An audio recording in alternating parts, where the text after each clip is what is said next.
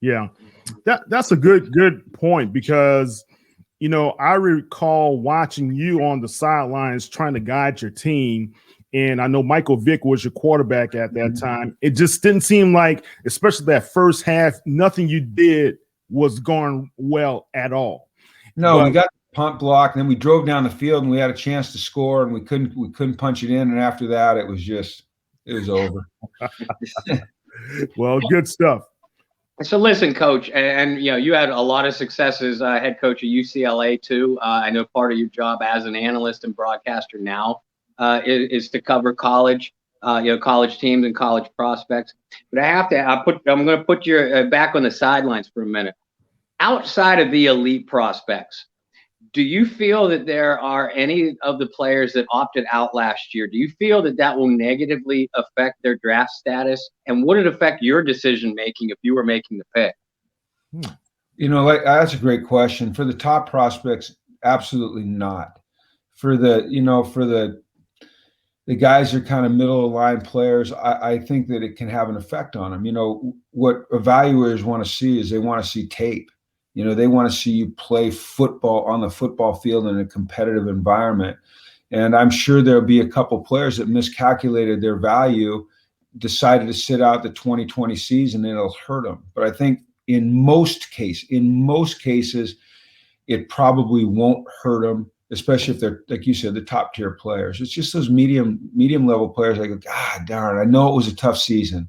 I know there was a lot of challenges, but I think if you had pro aspirations and you were a middle of the road player, your best bet would have been to put tape out there. I don't know that having a good pro day workout is going to be enough for the evaluators to go on if you don't have great tape to back it up. Yeah, that's true, because I look at some of the pro days and I listen to some of the analysts say, well, at the combine, everybody was on equal playing field, so to speak. Mm-hmm. They are on the same turf. They can run the same. They have the same stopwatches and electronic timers. You have the physicians there to be able to ask the questions and things to that nature. But as a coach, when you look at a player and you probably say, well, I don't have enough tape, what do you do next? What's your next level? Do you talk to the coaches? Do you talk to their previous personnel or people who may know them in the NFL? What do you do? You try to dig up anything that you can. And I think you talk to their position coaches, you talk to the head coach, you talk to the trainers, the equipment guys, to try to get a feel for their character.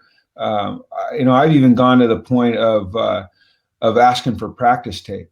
Let's say it was a defensive back or a wide receiver. And you could get some one-on-one tape and, watch the way they moved. I mean, that was something you do. Same for any other position, get some, just watching them play football. Can they bend? Do they play with leverage? How do they use their hands? Now, it's not the same as playing in a game, but it is an indicator. It's rare that you would have to do that, but I think this season, as we know, has been rare in itself. And I think those are some of the things people have to do. And you need to go in, you need to spend time with these kids and on their pro days. You need to find out, what motivates them, why they love it, or do they love to play football, what their aspirations are, what their personalities are, if they're dependable, if they're accountable, if they're disciplined, things like that.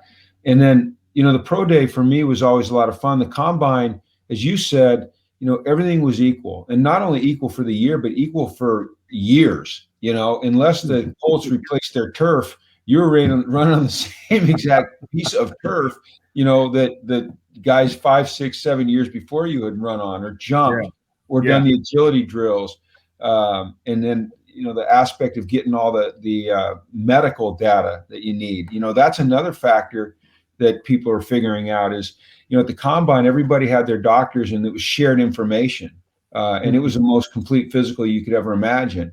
And now teams are kind of left to their own to do that, and they have to figure out a way around that. But look, these evaluators, these scouts, and these personnel people, and then now the coaches become involved, and they'll go to the ends of the earth to find information. I mean, there's really no stone unturned.